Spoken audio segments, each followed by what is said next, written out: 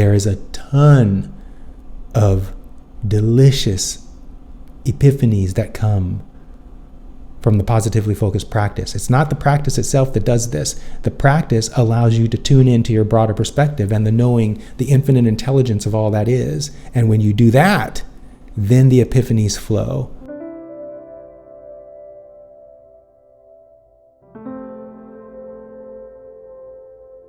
Welcome to Worthiness Wednesdays. I'm Perry Gruber, the Enlightenment Guy, and for over 10 years, I've helped people master their mindsets so they can create lives they love and get results without the burnout or the hustle. And today, I know I say this every episode, but it's true. I have a really good experience to share with you from a client who is in the advanced practice. This client has realized something so many people are oblivious about, and in their obliviousness, they set themselves up to be insecure in interpersonal relationships. In fact, the distortion is so common, no one even seems to question the distortion. And the distortion has been embodied in many spiritual teachers' books and podcasts, particularly in the love language books that talk about the love languages and how the love languages are important to having fulfilling relationships. But the problem with this distortion, and I'm going to get to the distortion in a minute, and I'm going to play for you an excerpt from a session where the client fully fleshes this out. The problem with the distortion is it sets people up to depend on other people for their happiness, among many other things. So let's get into it. What am I talking about? What is this distortion? The distortion is the idea, the belief that people can affect how you feel. We're going to go really deep today. People can't affect how you feel, although everyone believes that is the case. That's why people say things like, "You made me feel this," "You made me," or "I want to make you feel better." When you realize this distortion, you're going to see how that is an impossibility. Another person cannot make someone feel anything. That person who's feeling is doing it. Now, why am I saying this? Why is that so? Because emotions, most people don't understand the purpose of emotions. Emotions are vibrational indicators. They're here to help us gauge, to identify where we are vibrationally relative to our broader perspective's knowing. Our broader perspective is that eternal point of consciousness that is us, that is you, that is me, that remains in non-physical even after we've projected ourselves into the illusion of physical reality, into these physical bodies that make, along with the ego, help us perceive this illusion as real. While we're here, that broader perspective of us is constantly guiding us to everything we're wanting. And one of the ways that we tune ourselves to that guidance is through our emotions. When we're feeling negative emotion, that indicator, the negative emotion, is telling us that we are not aligned with our broader perspective and therefore not on the path to everything we're wanting. That's kind of a misnomer because we are always on the path, but let's keep it simple for now. When we're feeling positive emotion, that emotion is telling us that we're tuned into our broader perspective and we're able to perceive the guidance that we're being given. And when we follow that guidance, we're led to everything we want effortlessly. Emotion shows up within us. This is so good. Emotion shows up within us when we're thinking a thought or when we have a belief active in us, or when we're at a vibrational frequency, a particular vibrational frequency. When those three things, our thoughts, beliefs, or vibrational frequency, are aligned with the thoughts, beliefs, and vibrational frequency of our broader perspective, we feel increasingly positive emotion.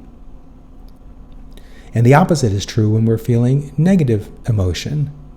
When our thoughts, beliefs, or vibration is not aligned with our broader perspective, then we experience negative emotion. Now, this is hard for ordinary human beings to hear what I'm about to say. If you understood, or even just superficially understood what I just told you, then you can see that the emotion you feel has nothing to do with what another person is doing at any given moment. The only thing the emotion has to do with is what you're thinking about whatever you're paying attention to, or what belief you have active within you, or what vibrational frequency you are vibrating at any given moment. That's why you're having an emotional response. The emotion is happening because of a thought, a belief, or vibration that you're currently entertaining. And if that's the case, and it is, then there's nothing anyone is doing that's making you feel anything, which is what this client realized in the context of us talking about him creating a better version of his wife for his pleasure and joy. So now I'm going to play this 1-minute clip so that you can hear the confidence in his voice, in his realization that people can't make him feel anything. Take a listen. Tension in your marriage has been over this year, your willingness and commitment to creating the version of your wife that you want to see, as opposed to collapsing into the version of your wife you had been creating. Yeah. You've been very, very good on that. Mhm. Mm-hmm. Yeah. I feel like I'm embodying the practice more in that sense of like, you create what you want. Yeah, that's And right. anytime I hear someone say like, they made me feel, or I don't want to make them feel, in my head, I'm always just like, you can't make people feel anyway. They're That's going to exactly do that. right. That's They're exactly going to do right. that Yeah. the best without you, you know? Yes, that's right. Uh, so that's, yeah. That's a good indicator of integrating the practice, when you're able to hear someone say something like that and get that that is an impossibility. Yeah. Yeah. It's really interesting because, especially for me, someone that was their love language, the first was words of affirmation. Like I needed validation from people to make me Mm, feel like I was worthy of something or valuable. mm. And I'm just like, man, that's a really hard place to live in. Did you hear the confidence? Did you hear the clarity? Did you hear the epiphany he had when he realized that he was in distortion, when he was trying to extract from another through love language validation for himself? This is the thing. When you think that another person can make you feel a certain way, you are completely disempowered. Not only because you're expecting something outside of yourself